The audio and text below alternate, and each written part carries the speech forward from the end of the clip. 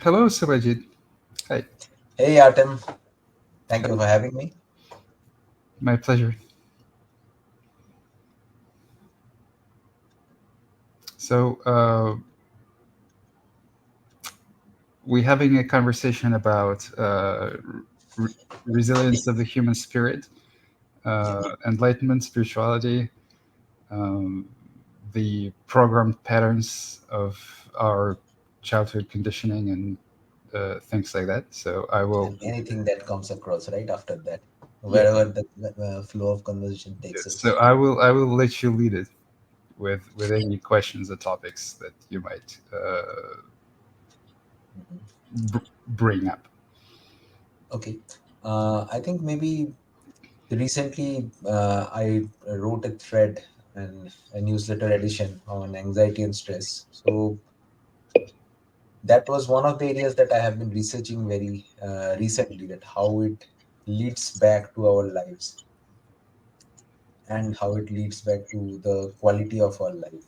So I was thinking on this topic, right? People don't suffer that much from anxiety or stress, but the actual suffering comes from the relationship that they have developed with anxiety and stress. I, I, So would- this is I would agree with that. Yeah. Yes. Please continue. something that I was studying Flow by Mihaly Csikszentmihalyi.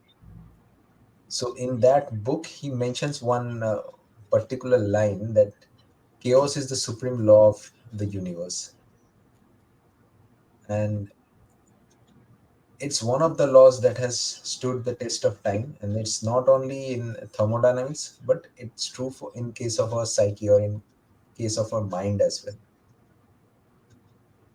So the thing is that if we don't inject order, a bit of order daily into our lives, into our environments, into our mind, If we don't what? inject a bit of order. Inject a bit of order. Yeah, so that would be intentional setting of order, because otherwise chaos is always there. It's just engulfing everything. So anxiety and stress, they are a form of chaos. And if we don't put that kind of effort into it, it just slowly picks. I mean, if you have a very disordered home, let's say if you don't put any effort there, slowly and slowly one thing out of its place, and soon the entire home turns into a garbage dump, right? Same, the same case is for our minds as well. So the original point that I was talking about, right, that the relationship that we have with anxiety and stress, that's the main reason why we suffer. Because, see, we try to eliminate it completely, but we don't realize the important functions that they present in our life. Let's say anxiety is very important. I mean, if you are passionate or you care about something, then your anxiety is that force that drives you to deliver it. People who don't care about anything, then they don't actually get up and they don't put that effort to get something done. But it only becomes a problem when it crosses a certain threshold, and then it leads back to all kinds of diseases, all kind of disorders and everything. Same goes for worrying as well, right? I mean, it's a problem solving mechanism of our mind. It's just our mode of mind in which we try to find out answers for a particular problem that we might have been struggling with. But when it goes again out of control, when it crosses a certain threshold, at that point, it leads back to disorders, because it constantly keeps us in our flight or fight mode. So this is what I was thinking, that maybe if we can find that midpoint, that Tao of both stress and anxiety, that will help us find that peace of mind. Not trying to eliminate it, because they are important, they have a purpose in our life. But I think most people get stuck in trying to eliminating it completely. Any Okay. like, can you relate to it? Do you think that you can relate to this experience? Uh, yes, yes, I see. Uh, I have some comments to make about this. So, uh, first of all,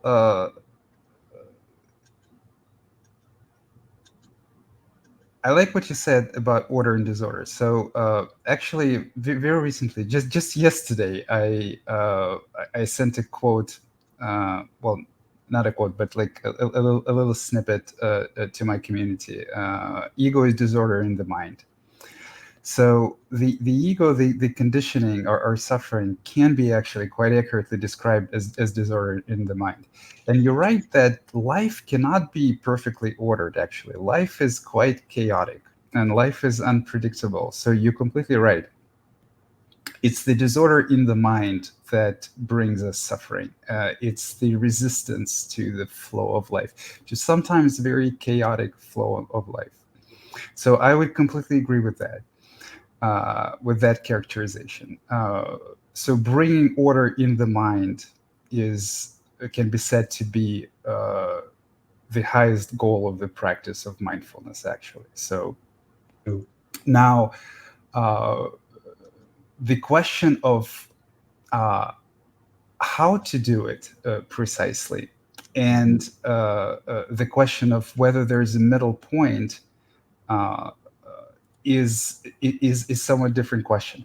You're absolutely right, and I absolutely agree with you when you say that eliminating it completely is folly. Like just trying to eliminate anything is folly, actually, because in trying to eliminate some experience, we try to reject it, and we kind of uh, obstruct the flow of life. We try to organize our life in such a way that we don't never have to feel anything, you know.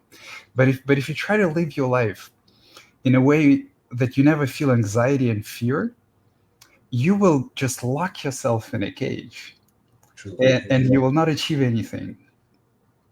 I would not precisely agree with you though when you characterize anxiety as a sort of a driving force. That has not been my experience. Actually, the things that we do out of anxiety, uh, fear, or any other kind of painful impulses oftentimes backfire, and oftentimes they don't bring us the expected results. Uh, Leave alone the things that we do out of anger. You know, you can look at the whole history of the world and its wars and the human violence as things that we do out of the passion of anger. So in my experience, uh, the most productive things are the things that we do out of love, and that's True. actually uh, quite evident even when you look at the best people in any field, the best scientists, the best artists, the best car racers, like the best athletes, anything at all, you will invariably find that they love what they do. No, And that's true. That's completely true. love is something different than anxiety. I mean, if you love what you do, you will do it regardless. You will have struggles, you will have difficulties. Not everything will always be flowing smoothly. You will have failures, of course, because you cannot learn without failing. It's one and the same. Learning means failing and then learning from your mistakes. So you always make mistakes and fail when you learn. So this love for the craft is the biggest driving force. It's definitely the biggest driving force. That's for sure. Yes, not anxiety. Anxiety is sort of No. the element of it, which if you dig deep enough into it, if you dig deep enough into any anxiety, it almost always have to do with what other people will think of you. So, I have a bit of a different view here. I mean, please continue. I mean, and then I can take this up. Yes. because So I view anxiety in a different way. I will come to that. okay, yeah, But yes, we should come back to that. But just to finish another Mhm. point that I was going to make is the biggest question is how to deal with it, right? So one way is to organize your life, is to try to organize your life, try to orchestrate it in such a way that you will not feel anxiety. And this is of course very limiting, and you will miss out on a lot of your dreams and the things you love, people you love, and adventures in life you want to have. If you always try to uh, avoid anxiety, you will miss out on a lot of things. Like someone said that the best things in life are on the other side of fear. That's actually very true. So how to deal with it though? I think the most important skill that any resilient human could develop is learning to stay with an experience, learning to stay with an uncomfortable experience without doing much about it. So becoming curious about how it feels like. Because the truth is, and this applies not only to anxiety and fear, but this applies to difficult emotional experiences of anger, resentment, jealousy, uh, like lots of stuff. uh, Hurt feelings of any kind, actually, the experience of humiliation, for example, the experience of inadequacy. The interesting thing about all of these experiences is that the human spirit is so resilient that it not only can stay with this experience, and this includes fear and anxiety, but it can become so curious, so interested in how it feels bodily, energetically, internally, how it feels to be any of those things, anxious, angry, and it can develop this curiosity to such an extent that not only it becomes welcome, but at a certain point of time it may even become pleasurable, because all of these experiences are part of you. All of these experiences are generated by your brain, so to speak, right? Yeah, We can agree on that. no, and completely. and Yeah.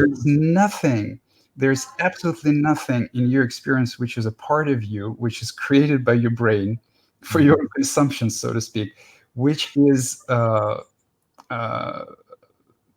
which is dangerous or unbearable. And so the skill of becoming curious about how it feels like when you're anxious, or how it feels like when you're fearful, is actually the key. It's the skill to transcending the Mhm. rejection of those experiences, to becoming more and more accepting of it. And as we do that, they start controlling our life less and less, and we open up to the effortless flow of love and enjoyment. Absolutely. I agree with most of the points that you said, that opening up to this particular feeling. Now, how I view anxiety, anger, resentment, these emotions, I will come to that later. But key points that you mentioned, right? That sitting with this feeling, that how it feels in your body, that's the key thing. Because the point that you mentioned, right, that if we try to organize our life in such a way that we are always we are trying to avoid anxiety, we are trying to avoid fear, then that's the worst thing that we can do, That's right. because we are purposefully making ourselves weak. We are training our mind to see that this anxiety, this fear, whatever that is, it's something dangerous. We are so weak that we are not able to handle that. We will definitely suffer or even break down if we try to face that. So that's why I am trying to create that kind of boundaries, but it never works. It's the most detrimental thing that you can do to yourself. So it's definitely the best thing to sit with those kind of feelings and It- just face life and whatever things yes, that you expose yourself to. yes. I completely agree. Yes, the facing life is what brings to the highest ecstasy, True. to the Mhm. highest enjoyment of it.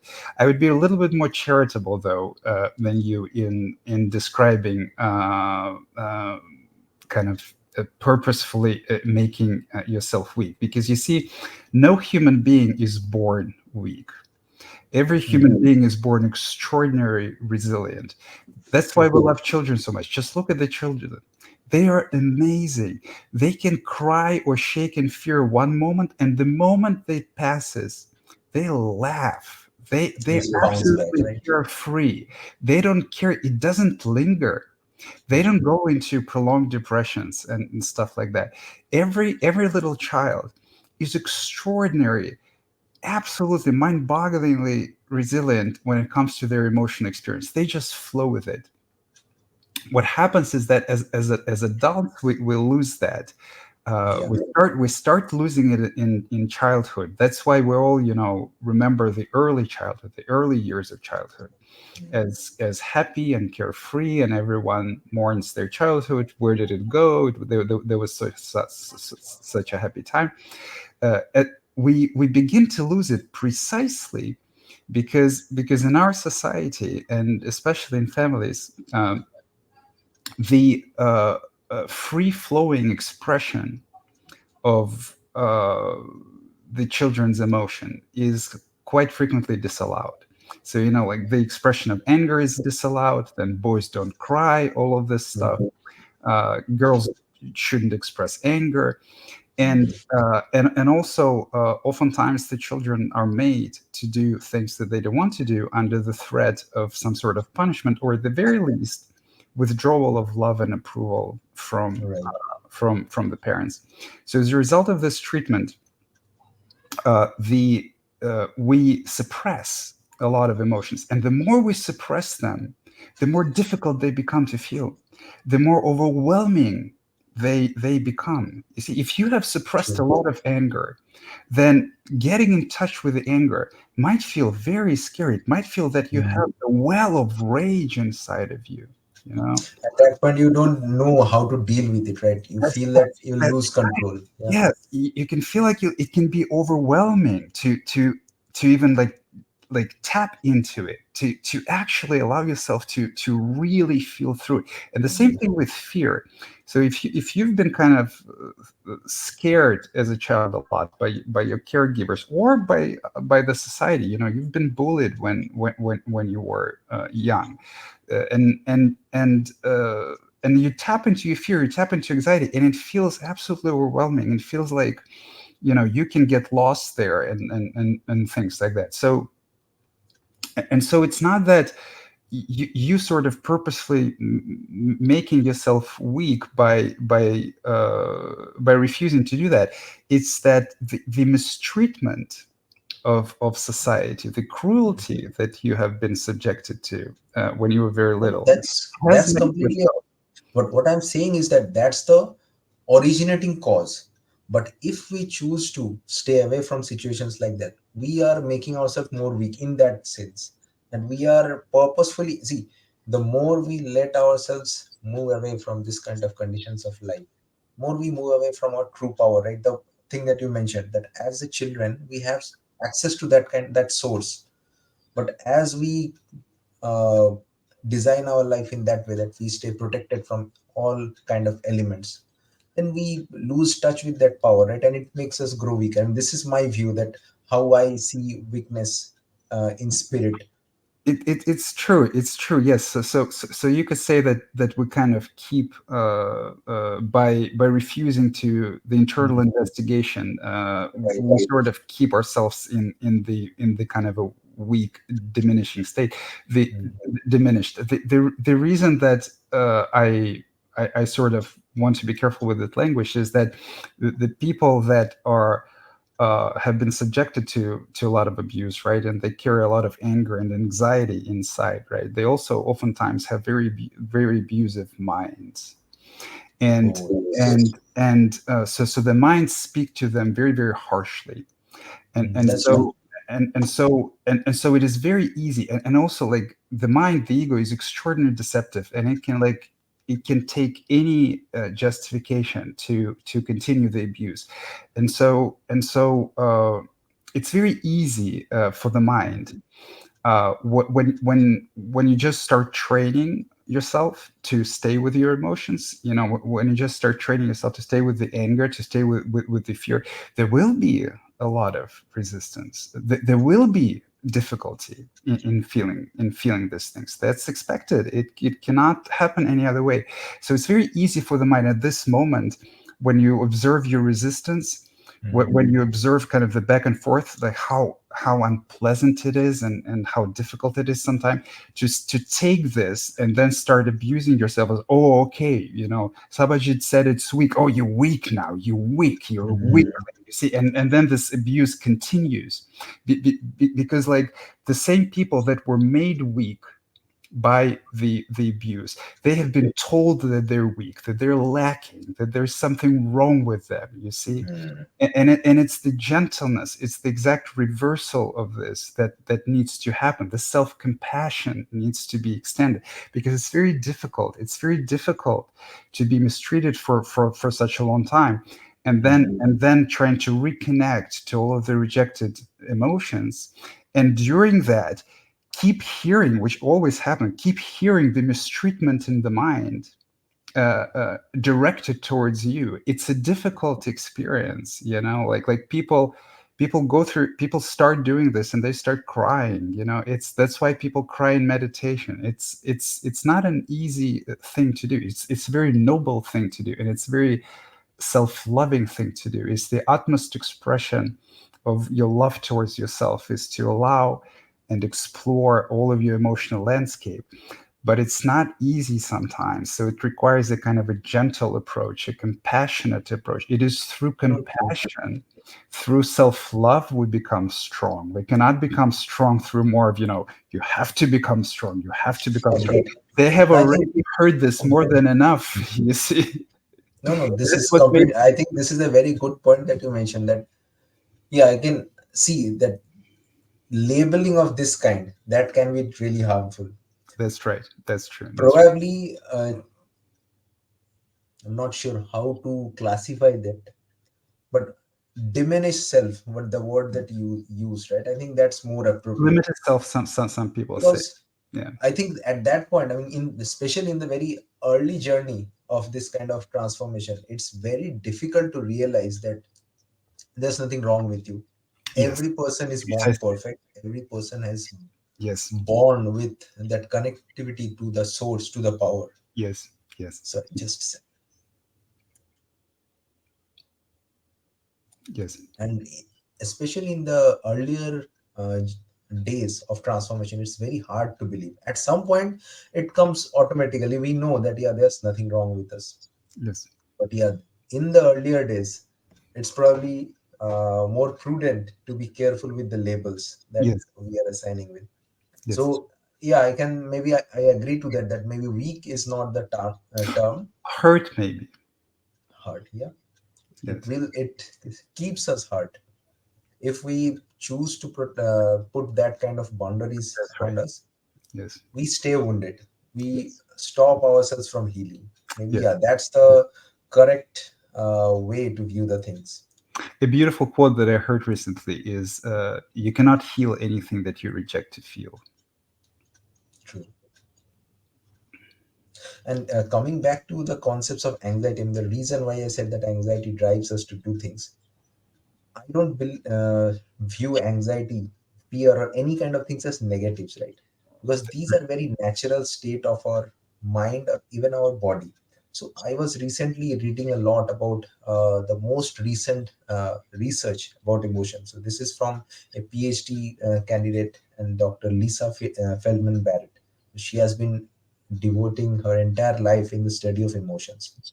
So what she has found is that our usual classical view of emotions, right, that emotions are something, it's somewhat of a older part of our brains. It resides in that limbic brain. Those concepts are not true.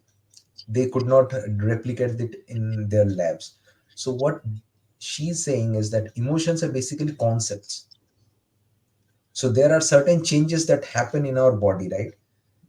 This is why we need to be more open towards our body and see that when we say we are anxious, what are the changes that are happening in our body. So basically, in our past, there are certain situations to which we were exposed, which led to certain changes in our body, maybe a faster heartbeat, we the chest got constricted, our stomach felt a bit queasy, and all of these combinations we assigned a name, that is anxiety. Not necessarily all of these conditions will be together to form that anxious feeling, but several of those conditions we identified as anxiety. Our the culture around us, the people around us, they also helped us identify that, yeah, when you are feeling this kind of things, this is called anxiety. So it's a concept. I mean, the most interesting thing that they showcased was that certain cultures, they don't even have concept for anger. They don't know what does being angry mean. So previously we thought that each and every human being feels the sadness or anger or anxiety in the same way, but this research completely broke that myth. There are groups of people in isolated pockets where they don't even know what sadness means. The researchers showed them pictures of people sad. They could not identify that this is sadness. They completely denoted that with something else, which was more appropriate for their tribe. So when we say anxiety, it's basically a concept that we have developed around certain feelings. So let's say if I care about something, if something is very important for me, if I feel that I am not driving towards that purpose, there would be certain physiological changes in our body, which we might call anxiety. So coming back to the point that you mentioned, it's very, very important that we feel and see what are the changes that happening in our body, so that it stops being feeling so dangerous anymore. We can know that, yeah, this is something that I care about, and when I care about this, these are the changes that are happening in our body. This is what I'm calling anxiety. It's nothing dangerous. It's And at that point, that anxiety or that emotion also helps you decide what's that step that you want to take, what is your purpose, what is your goal in this case. So let's say if you are anxious, you might decide that this moment it's most appropriate thing would be to do nothing about it. You can choose to take the decision. Or in certain scenarios when you are feeling anxious about a goal which is important to you, you can do something about that. It's in your locus of control. Then you take the decision that, yeah, I am going to put this kind of effort. So that's also an outcome of anxiety. So I view emotions like fear and anxiety in this way, so that they help us make decisions that what we can do at this point of time. So this has completely changed how I viewed anxiety even 3 or 4 months back. And this is something that I can every day I am learning a bit more about this new concept or this new worldview of emotions or physiology in our body. And it's opening so many things. I am able to connect the dots that how things are happening. So this is what I'm studying a bit more, and I'm sharing with my audience as well. This is a new way, or this is a more appropriate way to view anxiety, and this solves so many problems, right? The thing that you mentioned, that people feel that if I am being anxious, if I am in the morning I feel anxiety, then I feel that something is wrong with me. Why is this happening with? But when you know this mechanism, then you know that, for example, I thought that I am suffering with morning anxiety, but now I know that my body is actually being my friend. My body knows that morning work is very important for me. That's the only time that I can get, that I can completely concentrate on my writing, and it's just pumping cortisol into my body so that I can wake up and put my energy into the work that I care for. So now that I have realized that this is how my body is working, and that's what I'm constructing as anxiety, I'm so grateful for my body that it's being a friend to me. It's generating me, it's just having my back so that I can use that time in the best possible way. So I also want my audience to have this kind of paradigm shift, so that they also understand that this is how their body is generating anxiety, and this is how it's helping them. It's not something to be afraid of. It's something that needs to be more cultivation and more open, or more awareness. Any thoughts about this new view? Do you think that you can relate to it, or it's Uh, complete? yes, yes, you're very right on many points. The the emotions, they kind of do have their uh, function. So in the state of nature, so we humans, we departed very significantly from the natural state, from the state of nature. We like an average human mostly lives in their mind, in the company of other people, in the society. So the focus of our minds is not as much on the reality in front of us, but of on ourselves, on other people. We are quite obsessed with what other people think of us, what we think of ourselves, uh, in the kind of quest for getting approval and love, which we can never get from other people, which we can only give to ourselves, to our bodies, to our minds. And so uh, in the natural state, in the state of nature, emotions do have their functions. Like, for example, if a large predator is after you, you will feel fear. That's totally normal. If someone start beating you up, you will feel anger. If something happens to your loved ones or to your child, you will certainly feel sadness. It's absolutely natural. But precisely because of the deep suppression and because of the deep disconnection, because of the habit for years, to suppress our emotions and not to feel them, so we teach ourselves not to feel them because the people around them don't want us to express them. So we teach ourselves not to feel them. So precisely because of that, what happens is that uh, these emotions, they start manifesting themselves uh, very intensely, sometimes even overwhelmingly, in situations where absolutely nothing threatens you. Actually, Right. that's the paradox of meditation. Uh, so just the very fact that you lay down in meditation for, like, I don't know, a few hours, and now all of a sudden you start feeling all sorts of uncomfortable things, whereas objectively you are in a situation where absolutely nothing threatens you. Your Mhm. body's safe, you're fed, you're warm, and then you lie down and do nothing for a few hours, and then it becomes uncomfortable. There are all sorts of emotions or energies in your body. There's maybe a lot of boredom, some anxieties come up. What are we doing? We're wasting our time. Just the very fact that it's difficult to become restful. They call it restlessness in Buddhism. It's like well, it's all about the same thing. Is a pointer to the fact that there is something wrong. Not in the way that there's something wrong with you, but in the way that there is some wounds, there is some dysregulation that is being carried in the body. uh, and so what kind of tends to happen is that those emotions, they because they were suppressed for a very long time, they kind of oftentimes come up in a situation where in reality nothing really bad is happening at all, and it can be challenging, can be overwhelming, and the way to deal with it is, as you said, is to make friends with them.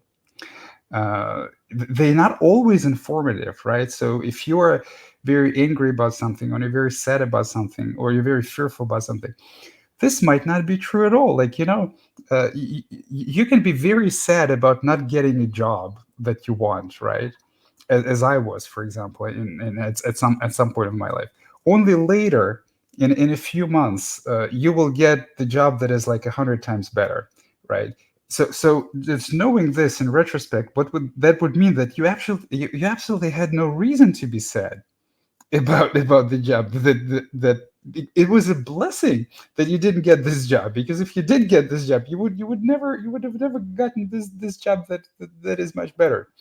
And so and so it's sort of a lot of our emotional responses in this way are projections towards the future that is still uncertain, and that we don't know about much, that oftentimes happens to be completely wrong. So a lot of our emotional responses are actually not coming from the immediacy of the situation, the immediacy of what happened. right? Of course, when if your child dies, or if someone's attacking you, or if a predator is after you, there's an immediacy of the situation. The emotional response is absolutely adequate, but it's coming from our unprocessed, so to say, unresolved past, and the difficulties of the past and the wounds of the past that are projected into the future. An interesting thing about fear, for example, is that if you notice, if you actually look at fear carefully, if you study fear, you will notice a very interesting thing about it. First of all, it's not possible to be afraid of anything that has happened to you. You only fear something that you think might happen to you, but the moment that it happens to you, there is no fear at all, right? There may be something else, but certainly not fear. So fear is almost like an expectation of Fear something. is always out of a prediction, right? I mean, we are Yeah, predicting it's something. it's a prediction. Exactly, it's a prediction, right? So like if it really happens, there will be no fear. Don't Yeah. worry. So you're predicting something, you're imagining it happening, Mm. and you're suffering right now with fear. So it's a prediction about the future, but it happens in the present, and it happens right now. And as it happens right now, it needs your attention. It needs your love. It needs your exploration. Your body needs your attention. You can even look at it as healing from the fears of the past. So you will also notice something very interesting about fear. In this way, it is a prediction, but if you're really honest, it's almost never a correct prediction. Like really, Absolutely. I'm serious. Like I have contemplated on a lot. Yeah, if I look at the past uh, of my life, like all of my life, I'm 46 years old, but like I'm looking at all of my life, almost nothing. I cannot actually uh, remember a single example when something that I was really afraid of happened to me. Even if it does happen to me, then which I can hardly remember anything like that. But if it were cases like that, then the way that I felt, like what I was afraid, we're always afraid of how we're gonna feel actually. So when we're afraid of something, we're not really afraid of it happening. We're afraid of our own reactions to it happening. It's like True. I'm afraid that like I'm gonna lose my job, and then I'm going to be miserable. I'm like, even if I'm afraid my wife will leave me or my husband will leave me, and then I'm going to experience like sadness, whatever. So we're afraid of the same thing. We're afraid of feelings more than anything else. True. And so and so even if things that I was afraid of happen, it never Mhm. felt the way that I thought it would. But most of the time, it never happened.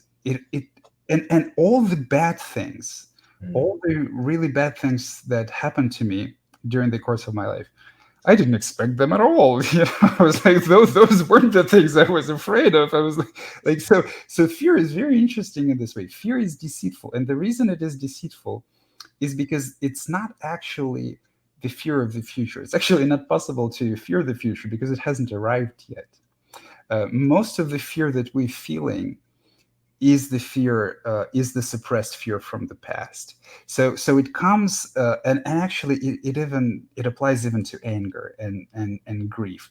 So it comes as a emotional bodily experience, and you're absolutely right. You have to befriend your body. You have to explore the body. The body is never your enemy. It So it comes as a bodily experience and some story of the mind, which is at the moment of this experience believed. Right? It doesn't mean the story is true. Most of the time, it is not true.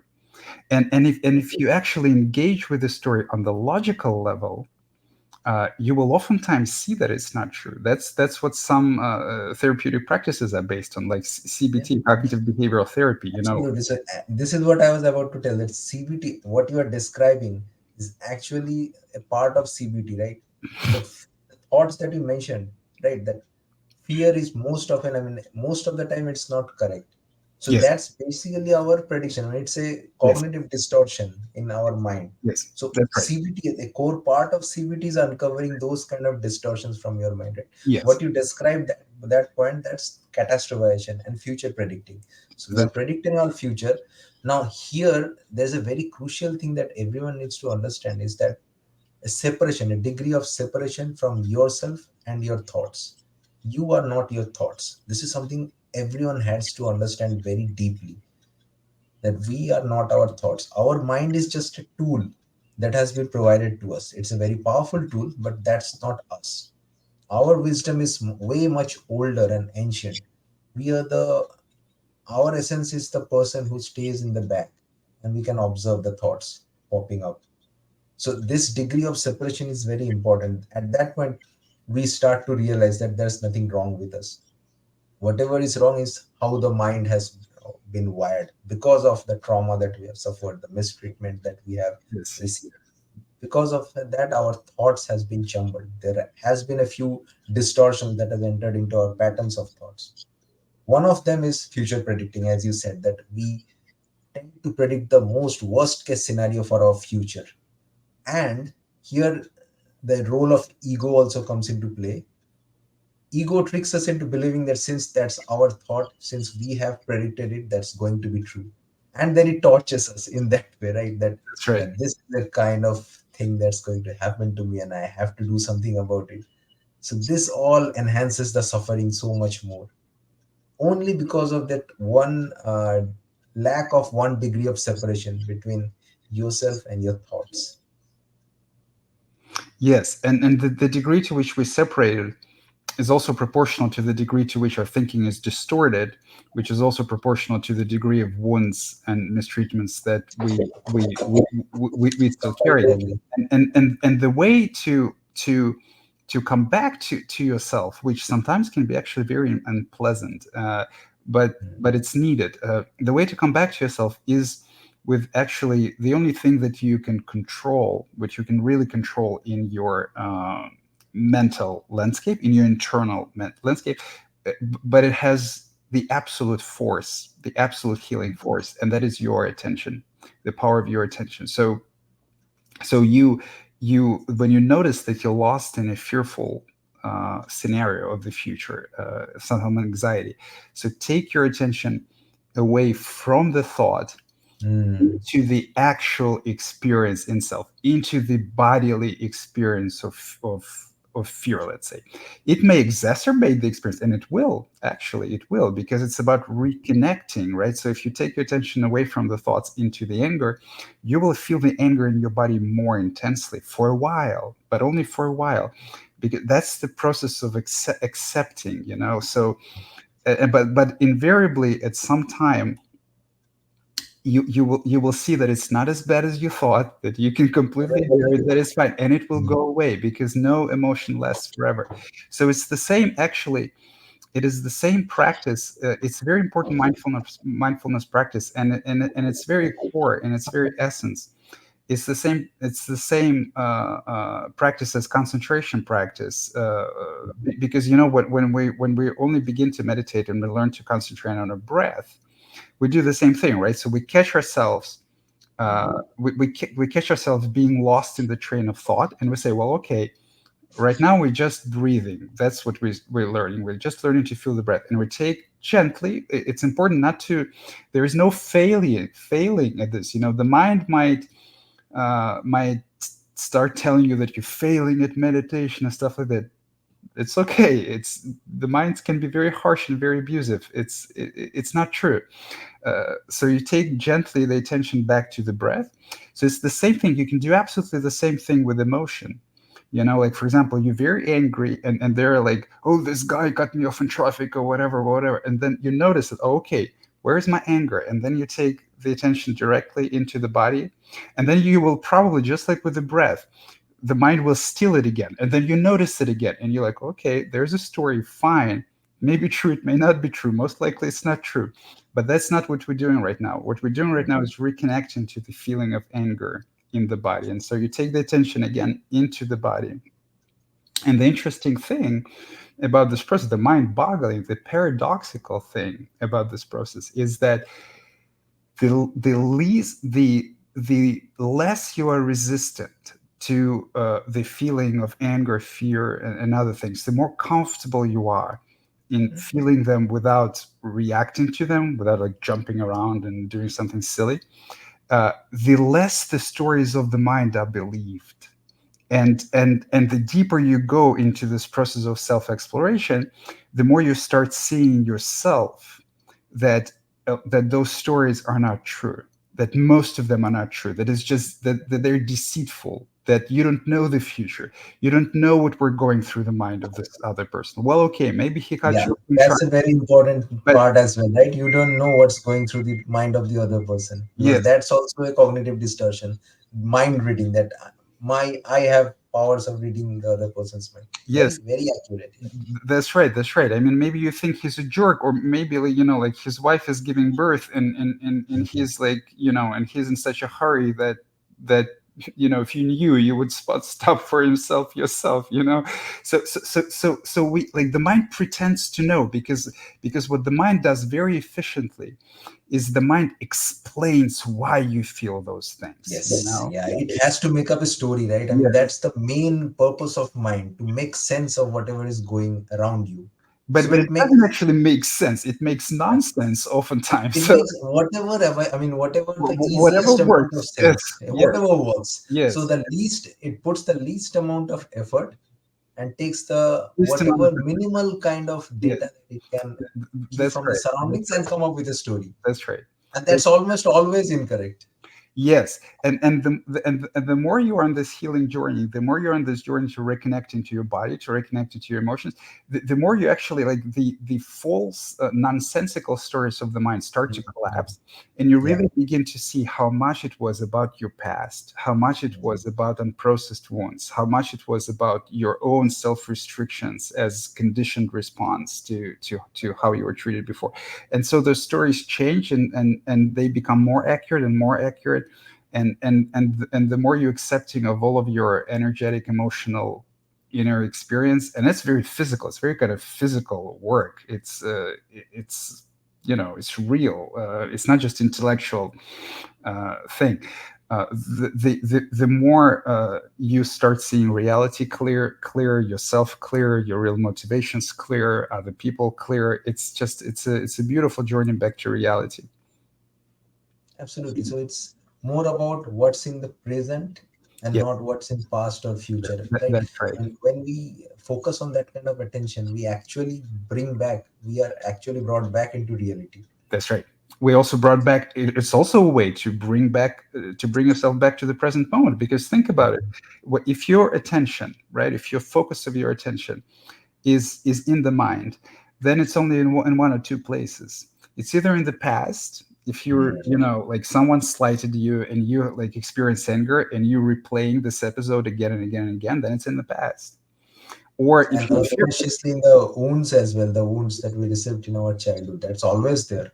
We are mostly not aware of that, but it's always there, right? yes, yes, or it's in the future. If you're Mm. experiencing fear and anxiety, then you're imagining a future that hasn't happened yet, and most likely will Yeah, not. Uh, and you like both of those actually not exist. I mean, the path no longer is, and the future is not yet. So the only way to bring yourself back into the presence is from there to here. It's like from the mind into the body. So it's a practice of staying in the present moment at the same time, not rejecting anything that happens in the present moment. So, just on this topic, the part that you mentioned, right, that people try to or tend to judge themselves when they feel that meditation is hard, mindfulness is hard, Oh yes. mind keeps wandering. Oh So, yes. there's a psychologist I follow, Dr. Nick Vignon. So, he provided one mental model which has been really helpful for me in developing a mindful practice. So, he compared the entire mindfulness practice as an exercise. So, let's say if we go into the gym, I do the same thing. I use absolutely same thing, the right? same analogy. Yes, it's like absolutely, yeah. It's like trying to lift a huge barbell and then failing and Yes. then say, "Oh, okay, the gym doesn't work." Like Yes, you the don't moment, do yeah, that, right? I mean, if you do one set, you just pick it at the highest point, and then it starts going down and you say gym does not work, this exercise is so That's what. It's that's not meant to be that way. yeah. I mean, gravity is there, your hand is supposed to go down, you have to pick it up once again. So similarly, I mean, coming back to our original point, right, that chaos is the original state of mind. I So would say when it's we original. No, I would say it's conditioned. I don't think that the mind of a child is in a state of chaos. I mean, I think that the state of see, chaos is is conditioned. It is a I result. think a child is more resilient to chaos because it has not Well, received the wound. you see, we sort of have to separate like the reality, right? So the life. So life is chaos, of course. You cannot Yeah. change reality, and then your view of reality, which is your mind. We can even Mhm. define like spiritual enlightenment as a state where these things merge, and never go apart. So it's like the chaos of life, the chaos of reality, the unpredictability of life cannot be overcome. You will never know the future, right? But the That's chaos true. in the mind, Mhm. it comes from the past. You see, so the chaos in the mind can be said to be precisely like the attempts of the mind to not feel, the attempts of the mind to control the inherently uncontrollable life, the attempt, so instead of flowing with it, to try to control. And what the mind tries to control actually is because it's you cannot control life, you cannot control anyone around you. The mind actually tries to control itself so that it doesn't have to feel all the different things, you know. And this chaos which is in the mind, which is also what distorts perception, Mhm. uh, is something that the child doesn't have. So it kind of grows into us as we are taught, are trained to reject ourselves. See, how I view this is, let's say entropy is the measure of how much chaos is introduced into a closed system.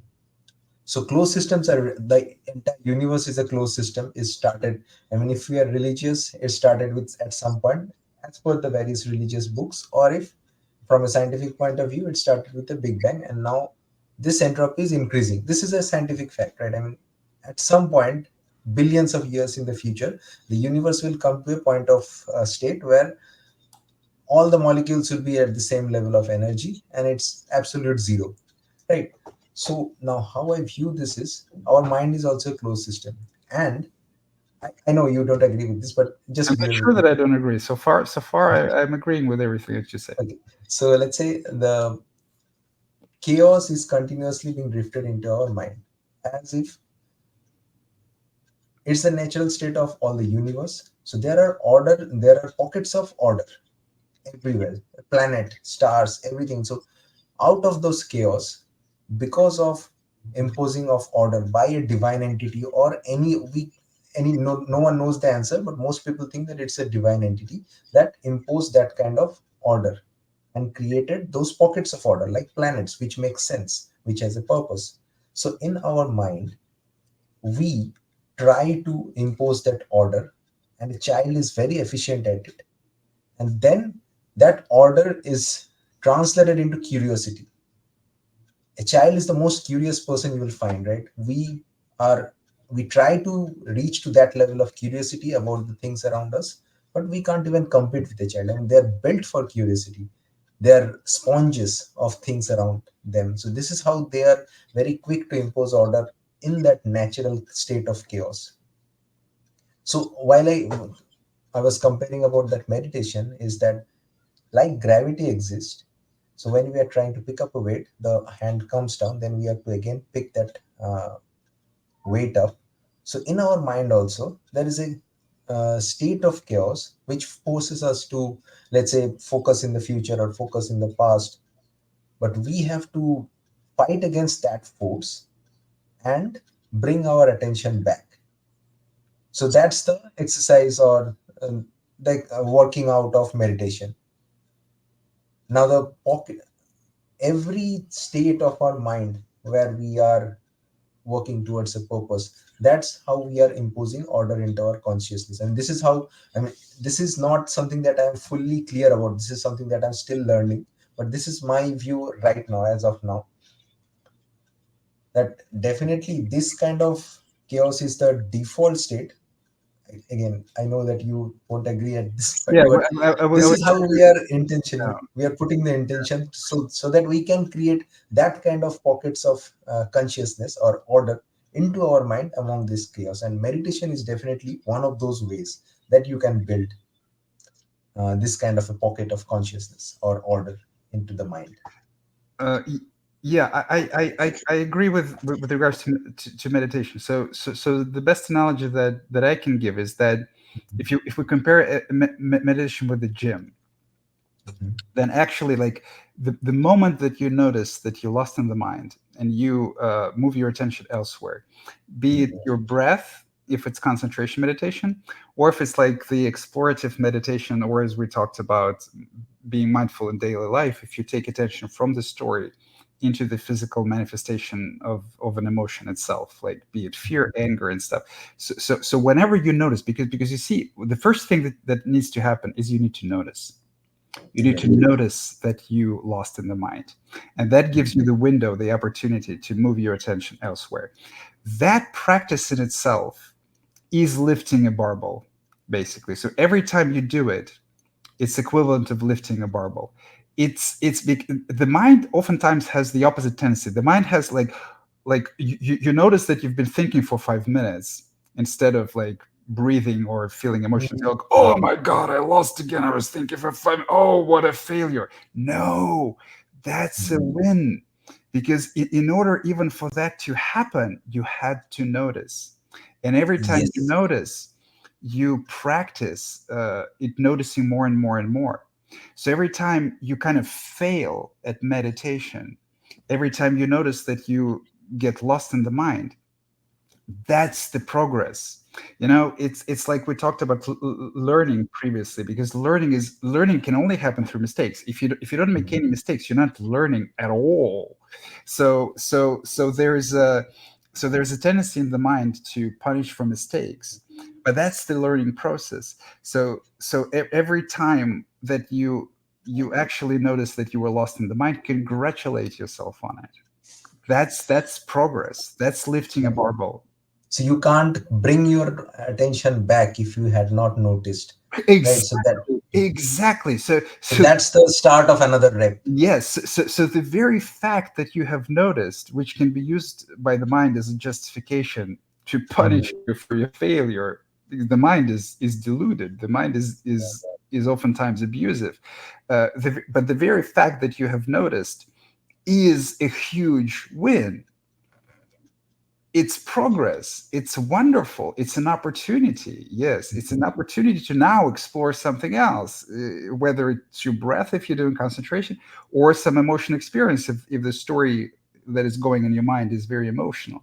So that's beautiful in itself. That's practice. That's a win. So take this kind of attitude of much deeper compassion, and also the acknowledgement that that's how any learning happens. So people who are very good at learning, they celebrate their mistakes, because every mistake is an opportunity to learn something. Every And mistake. getting better at it, right? Exactly. And that's how you get better at meditation, not by like bemoaning yourself or berating yourself for not being able to meditate, but by celebrating every time that you notice that you're lost in the mind, and you were able to take your attention elsewhere. And I think there's one more important fact that I don't think there's any person alive who can constantly focus for a 1 hour or so, and which is usually people judge them for that, right? That I am not able to concentrate. My mind keeps wandering, but that's the natural state of mind. It's supposed to wander, and then we are supposed to bring it back to the present moment. I it depends on the depth of, like, how deep you take your practice. So you can say that the mind is supposed to wander Mm-hmm. uh, maybe about the external reality. So it's a function of the mind to make connection in the inherently chaotic external reality, make some meaning of it, to understand it better. That's basically what behavior is. That's why we have Right. brains. That's what Mm-hmm. separates us, for example, from trees or from flowers. And they don't have brains. I mean, they're still intelligent. Every life is intelligent, but but their behavior is not. Even though they do have behavior, but their behavior is not as immediate and as adaptive as the behavior of a living being with a brain. So the function of the brain is to kind of understand the external reality better and adapt your behavior to it. Every animal thinks. They just don't think in language. We tend to think in language and symbolic representation, but actually that's not the majority of thought. That's the minority of thought. So so from that perspective, yes. Uh, but what happens in most people is that the mind wanders not about that, but the mind wanders about past mistakes, future troubles, how successful you are, how good you are, how you compare to other people. So, and the mind is of course never satisfied with that, because the truth is that you're a completely unique individual, and there is no need for any comparisons at all, and you're not better or worse because someone is taller than you, more successful than you, have more money than you, or more beautiful than you.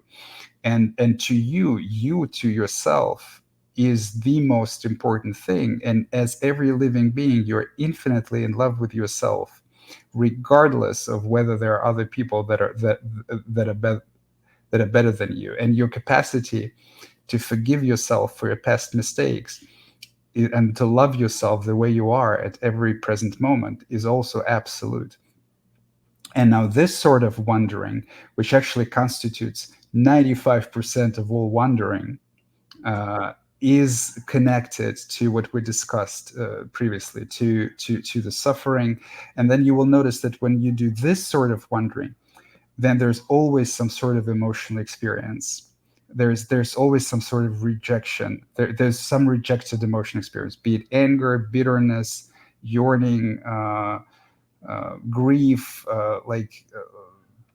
anxiety, some other stuff. And so I would say that uh, this wandering of the mind is the natural state.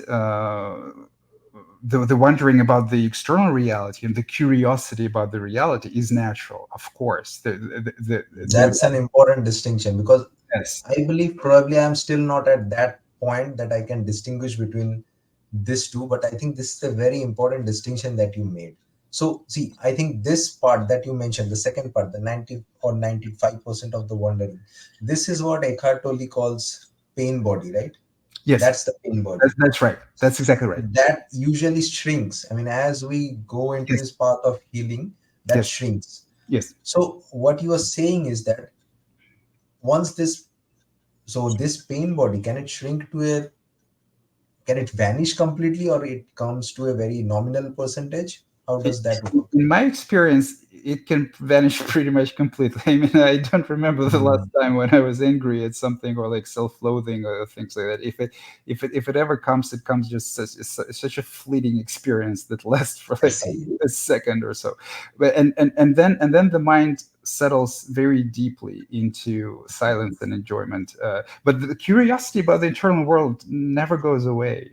The Understood. creativity of the human mind is extraordinary, and it is stifled by the pain from the past. Our creativity, our curiosity are stifled, and it's also entirely normal. Like if you're wounded, if there is still a lot of unresolved traumas and pains of the past, it is it is difficult to be like curious and open-minded, because you are sort of weighed down by the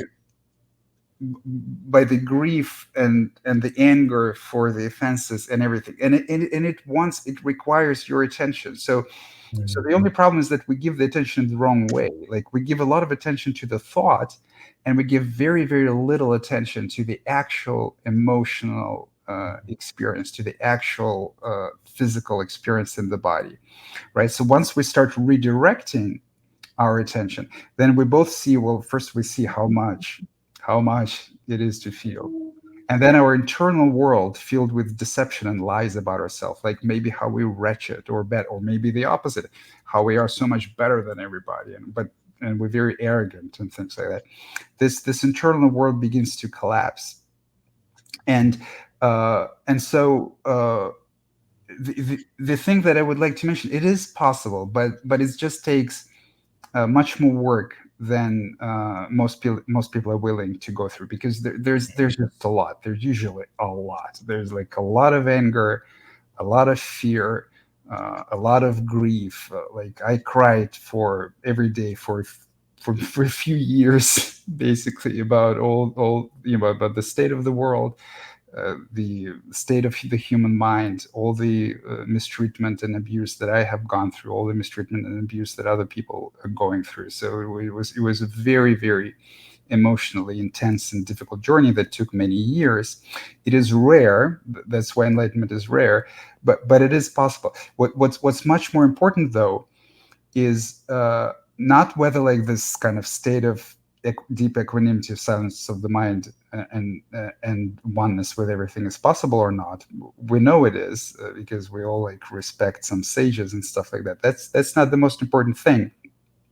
The important thing is that you cannot like arrive there at an instance. At an instant, it takes work, and the important part of this work is that every step towards deeper acceptance of yourself, every step towards deeper acceptance of your emotional experience, even though at times it gets harder, but once you're over the hump of the peak emotional experience, it applies both to the journey itself, and it applies to every time something comes. Every time something comes, you give it attention. Maybe it gets more intense.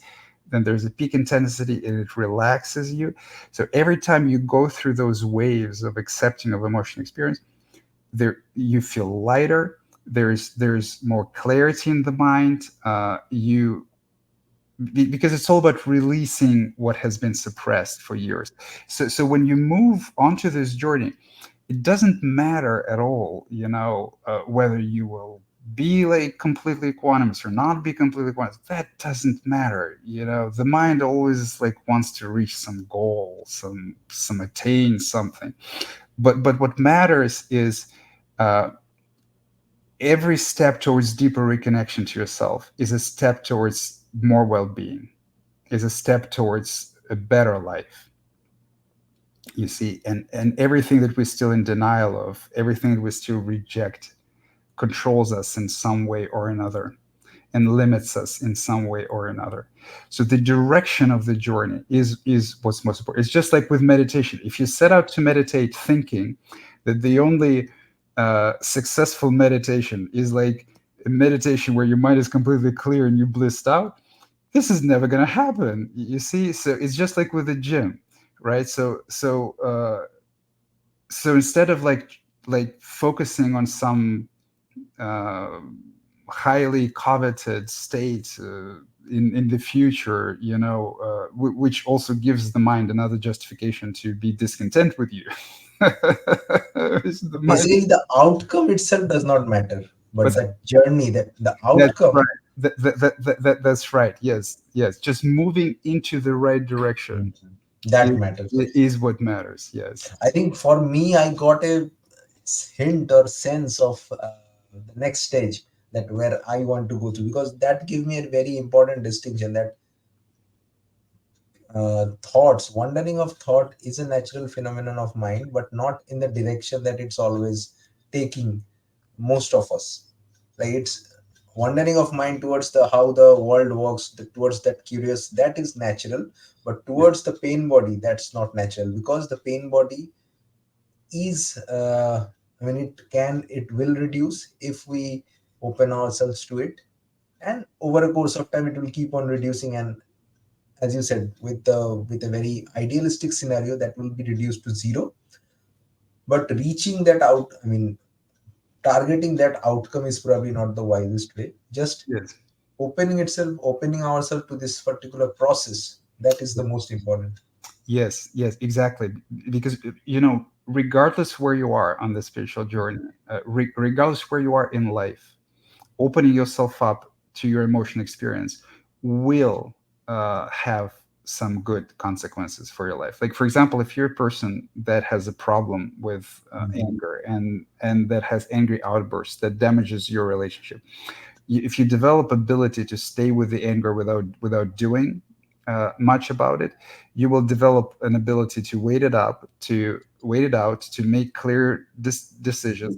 And I mean, this wisdom is reflected even in the common culture. Things like count to 10 before you speak, Right.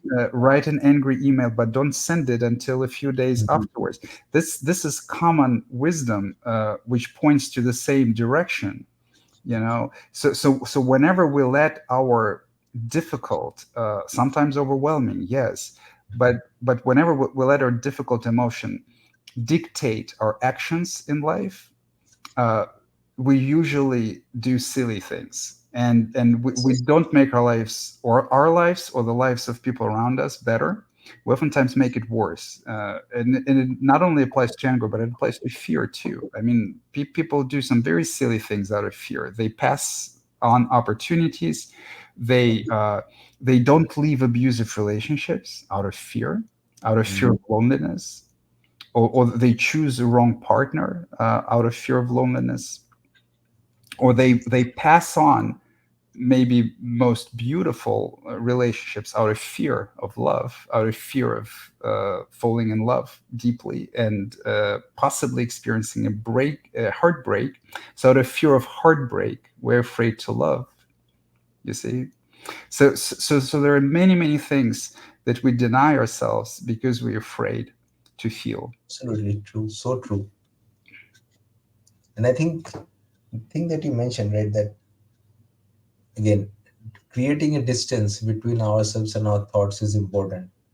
But again, even more important is creating a distance between our thoughts and our actions, because Yes. that pause is so Yes. much more important. Yes, and Anytime. bridging the distance between ourselves and our feelings is Yes. also is this another part of this puzzle. Degrees of separations, right? Because Yes, what we are, that's a very difficult question. it's Because it's ours, an unanswerable question. true. I mean, if you just get to the gist of it, it's just a bit of consciousness. It's an energy. That consciousness is only the essence of us. Whatever else we think are true about us, like the emotions, like the thoughts, like the actions, like whatever is going through our mind, all of them are just parts. But Passing again, phenomena. Yes, yes. It's actually very, very interesting because if you think about it, uh, consciousness is the only thing that has remained completely constant since the time that you were born uh, to now. It is the only thing that everything else never has changes. changed. Yeah, It's always here. It's always been present, and everything else, thoughts, emotions, are just passing phenomena. You cannot. None of them can be you. The voice in your head changes. What you feel changes.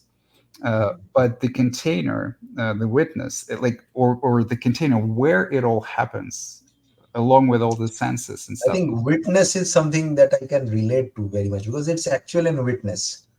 Because everything we are just accumulating, right? And this is where the philosophy of, I mean, Hinduism philosophy relates or resonates very well with me, that the Atman is just a part of the Paramatma. It is delivered to us as a gift, and we come to this world, we pick up something, we keep on accumulating, let's say, bodily tissues, and we are just a collection of tissues, right? Something that we keep accumulating in the womb of our mother, and then we keep up, we ingest energy from the plants or animals, and this body grows. But basically the only thing that is constant, as you said, it's that consciousness, that bit of divine entity, I would like to say. Yes, of course. Yes, it is very true. It would be absurd to think that consciousness only like some people thought it's some people probably still think it that like consciousness only um it appears, in a child of like 5 years old or 3 years old. I mean, sometimes people.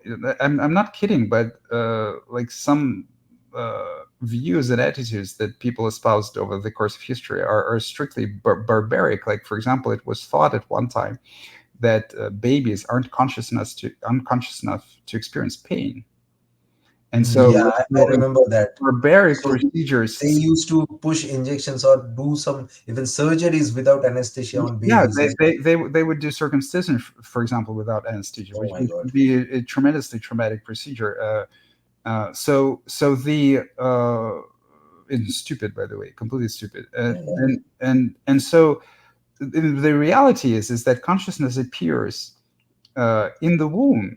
Like as you grow, it's pretty much the first thing that appears when you're alive. So the moment you're born, so consciousness is the first thing that is born, right? And all of your growth happens in it, just like all of the death and decay happens in it. Mhm.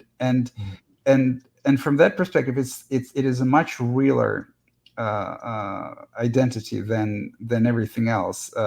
Your thoughts are passing. The accumulation of your wounds also is passing, like the conditioning from the society, the shedding of it in the process of spiritual enlightenment or making yourself resilient, coming back to your body. Everything happens in it. And so yes, absolutely. uh, from that perspective, you cannot say that this is me. Even like your occupation, anything, there will be a point of life when this is no longer be true. You will lose everything in this life ultimately, right? So from some perspective, nothing belongs to you. So you're only here to enjoy, not to possess. And since I'm very, I would say, obsessed at this point with entropy and this role of Oh entropy in yes. By the way, self-management. same as the universe. It was born out of So this nothing. is my interpretation that a divine entity is again imposing a bit of order in a form of our body. It's Well, sending a you could absolutely view it this way. You see, you Mhm. could even say that entropy is order. Like the interesting thing about entropy is that zero entropy and infinite entropy are equivalent.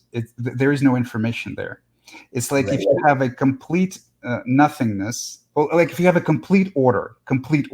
It's like Mhm. imagine a screen, a pic, and then a I black and completely white. agree. So complete order and complete entropy, there's no difference between it. Yes, so complete order is like it's either a black screen or a white screen. It has no Mhm. information on it There's whatsoever. no And, difference. and, There is and no complete movement. yes, and complete disorder, which would be Mhm. a just a noisy screen, like a random screen. It will appear as gray. It also has no information whatsoever. So complete order and complete disorder are equivalent. It's nothingness. It's a state of no information whatsoever. Only in the middle there is some information. Only in the middle there is something. There is some experience. There's some play.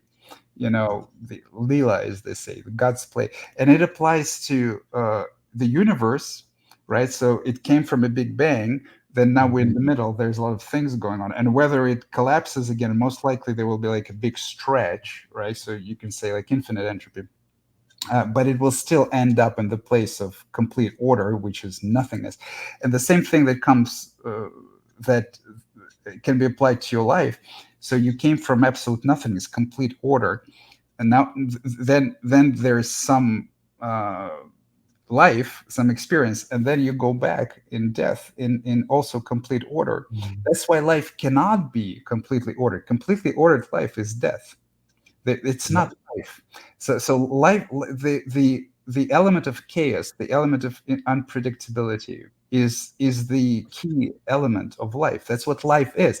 If life was Yeah. completely predictable, infinitely predictable, it would also be infinitely boring. It would be Boring. Yes. death. Nothing would be surprising at all, right? Yes, and Everything if would be not, predictable, and that's there right. would be no point at all.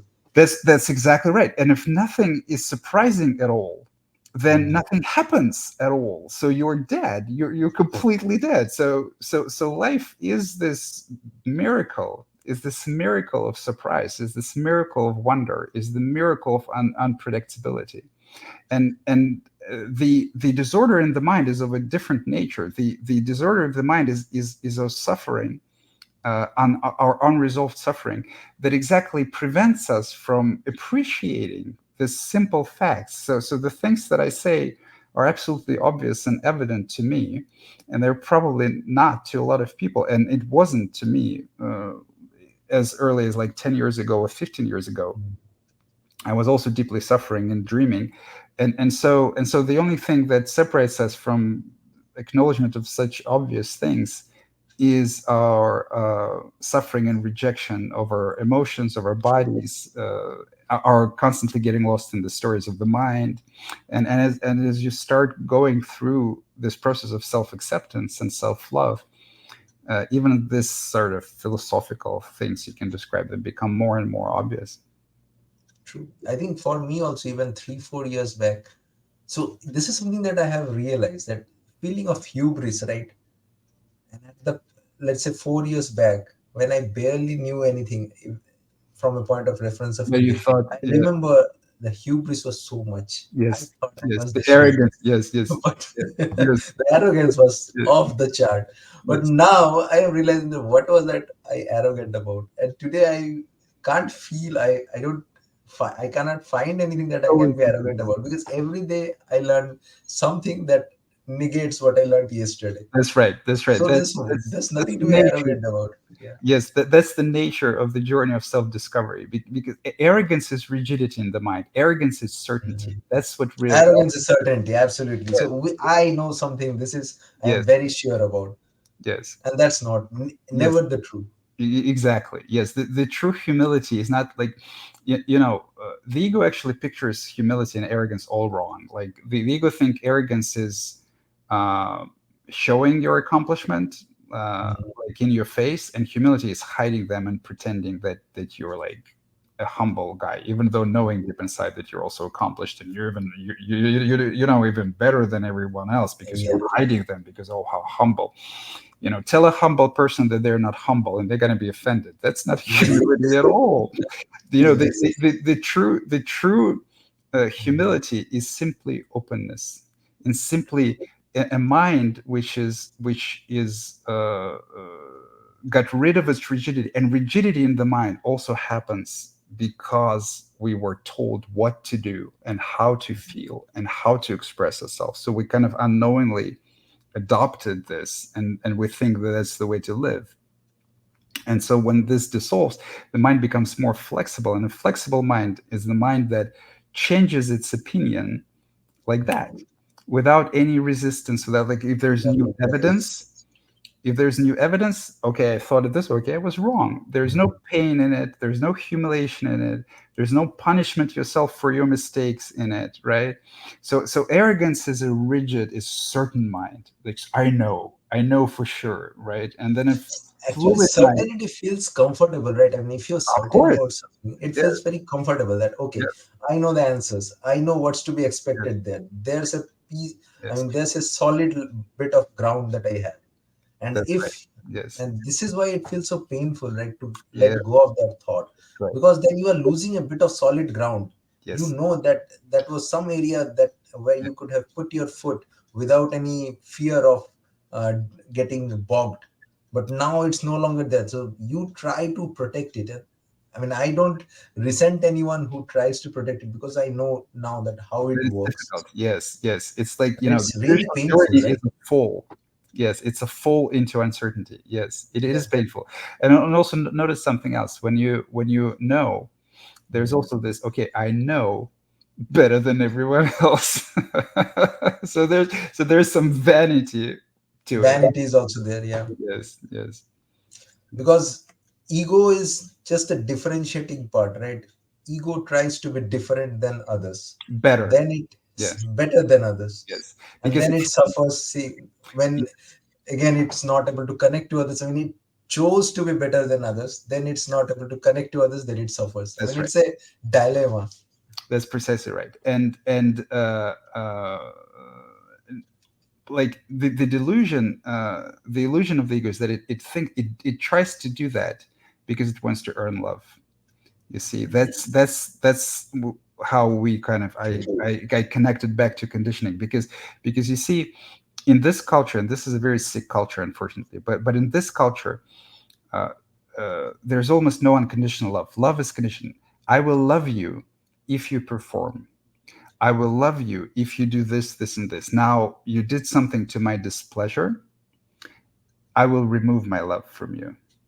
You see, and unfortunately, this dynamic is played out in families, and so if you have been exposed a lot to this dynamic of uh, your parents or your friends, like in general society, uh, withdrawing their love and understanding from you the moment that you displease them, then of course you grow into this delusional idea that in order to be loved, you have to perform, you have to be better than everyone else, you have to be Yes. righter than everyone else, you have to be more knowledgeable than everyone else, and you will defend it because deep Mhm. down there's an insecurity that, oh, okay, if you're not all that, then who I will am love not worthy of love. you? Yes, I'm not worthy of love. Who will love me? But the only person who can love you to the deepest degrees, to the deepest depths of love is you.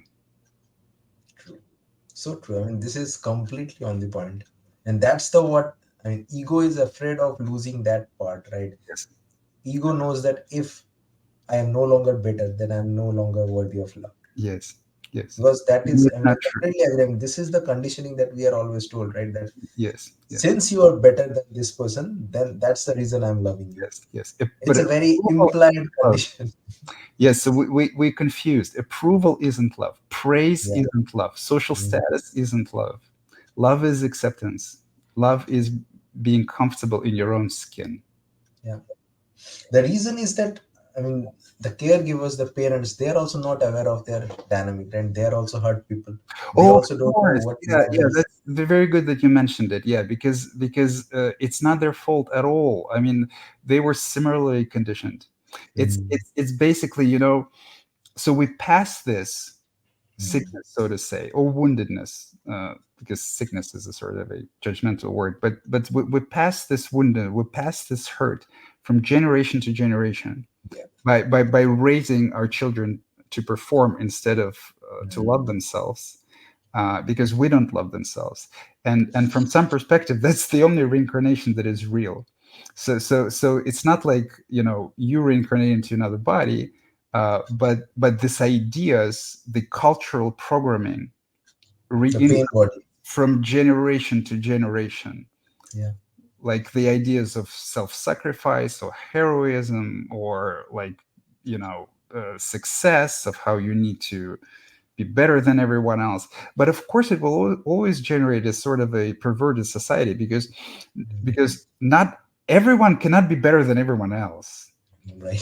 So if we Where say, does yes, where does this take us then? so if we If say, everyone is better than everyone.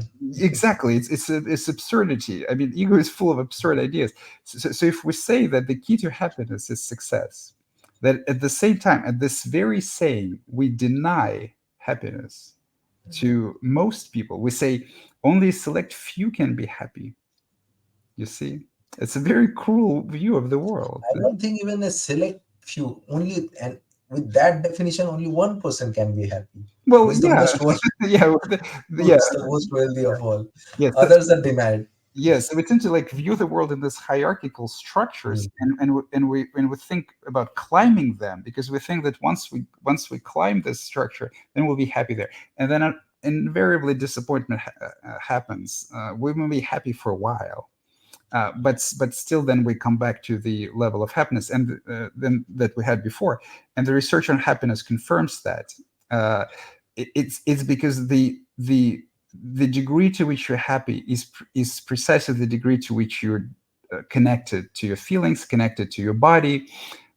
Don't believe the stories of the mind too much. That's the degree you're happy. You're happy. And yes, we can talk about like how deep you can take it, but every step in this direction is a step into a good direction. absolutely. Couldn't agree more. I mean, completely aligned there.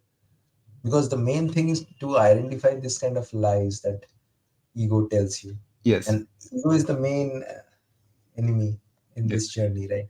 yes, yes. But also, you cannot kind of reject it. It's like Mm. the most compassionate way of ego is basically, and what ego is basically just a hurt and wounded child.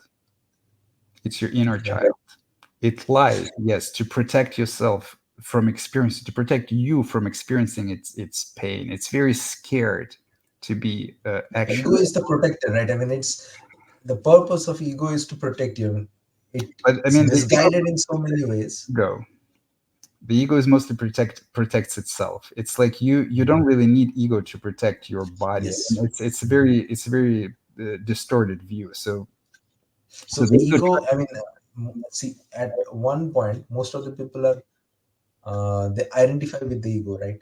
And the yes, degree of self that we talked about, that's non-existent. That's something that you learn as you grow into your that's healing right, journey. that's right. So as long as you are identified with your ego, then you are protecting yourself. Your ego thinks that it's protecting Yes, yourself because yes, yes, we don't know that where our self lies. We don't know that it's completely different from the ego, right? We yes. think that ego is us. It's our entity, That's right. our job, our status in our neighborhood, the money that we earn, all of them. They are, we think that at least that's who Well, we are. yeah, yes, but it's not true. Yes. And it can be quite scary and difficult to realize that. And actually, in my Again. experience, uh, the more you do this emotional work, uh, Mhm. the the closer you get to the point of this realization, and it happens on its own. Because the only thing that ego really protects, with all the lies and stories and the deceit, the only thing that it really protects is the kind of deep well of rejected feelings, fear, Right. anger, and things like that. That's what it really doesn't want to Mhm. to have so it's a sort of a uh, artificially constructed identity in the mind that never lived, actually, that doesn't have any life of its own, uh, but it's a kind of a combination of automatic protective mechanisms and little programs, all designed not to feel ourselves. Mhm. Yeah. I think the Freudian view of ego also holds somewhat true, though it's not completely true, or I don't completely agree with that. It was That quite ego insightful. is Yeah, he got some things right. Yeah. some things right, and right, it's more. It plays the role of a balancer, right? I mean, the id is there, which is the raw essence of ourselves or our raw desires, whatever we want and what are the true feelings that we feel. And then on the other side, the superego is there, which is the societal conditioning, whatever we have been taught by our caregivers, and it tries to balance both the acts, often in a misguided way. Yes. So if we can detach from that, then if we take that decision on ourselves, that which part of our raw desires we want to incorporate into our life and which part of the social conditioning, because there are some beneficial aspect to that as well, because without that, with the raw desires, the society cannot function. So if we take the decision on ourselves to make decisions according to our goal or our purpose, that would be the best way to detach from the ego and to make a better decisions in the daily life. And this is what I have come to the conclusion. But again, as you said, always open to changing the interpretations. I understand what you're talking about, and the at a certain stage, I think that's a pretty good conclusion to make. So I we can once also come back. We can come back to kind of discussing the egoic versus authentic desires. So the desires that are coming from the ego are the desires uh, to prove yourself in Mhm. the eyes of others. Actually, so the Right. ego Yeah. is always connected to the other. So the super Mhm. ego is basically the other. Other. Yeah. Yes, and so uh, the the deeper you go on the path, the more accepting you are, the more authenticity exists in you. And the so we can certainly talk about authentic desires. They're not experienced as passions, like Hmm. like the egoic desires. They're driven by the pain. The authentic Mhm. desires are driven by the heart, and that's just the things that you like to do. You know, it's like, again, as the example of people who love their craft. They love their craft over decades. Like, there are painful moments and blissful moments, but the love of the craft is not an emotion. They, even if they're having a very sucky day, they still love their craft. They will still come back to it later. So the authentic desires of an individual, they are not driven by trying to get approval or validation from the other. They, Mhm. they, that's what makes the egoic desires inauthentic, because they're not yours. That's the definition of authenticity. That's what you think the other wants to see in you. True. And so the more you reconnect yourself, the more visible your authentic desires become. Yes, there may still be passions in them and pains in them and some egoic things on top of them and mixed in. It really doesn't matter. What matters is the deeper you reconnect yourself, the more visible they will become. Sometimes it becomes as a form of intuition or just knowledge. It's just like love. When you love this person, it's not it's not only about how they make you feel. I mean, sometimes they will make you feel wonderful, sometimes they will make you feel really bad, but you love them, and you just know it. Mhm. You just know it. So it's the same thing with authentic desires. What you're driven to do comes deep from your heart, comes deep from your intuition, and it's not always going to be pleasant. But Mhm. it is much more fundamental than Right. yearning for than trying to win someone's approval or trying to win society approval or climb some social ladder. It comes from enjoyment. It comes from the heart. And even though it's challenging, it is still enjoyable. It is still something that you love to do. And so, Yeah, the agreed. more you do this work, the more you kind of get connected deeper and deeper and into this intuitive level. What really brings you joy? What is it that you really love to do? Mhm. I think that has been my experience as well. Well, I'm very happy for you. That's all that I can say. I'm very happy for you, and thank you for this conversation. By the way, I think we're running out of time. Yes, I Yeah, mean, I it's lost an track hour. of time. It was a very enjoyable conversation, and we covered so much, right? I mean, there are so many threads went to so many places, but I'm happy that they did. I thoroughly enjoyed it. It's my Thank you for pleasure, sharing. my friend. I enjoyed it very much, and I would have continued, but it's early morning, and we started at 8 o'clock. I'm a little Yeah, tired. I think I'm about to take a nap. and it's way past my bedtime, but it's okay. I'm happy to do It's, that. yes, I enjoyed it very much, my friend. Thank you. Same here, same here. Artem. Thank you. Thank you. Take care. Bye bye.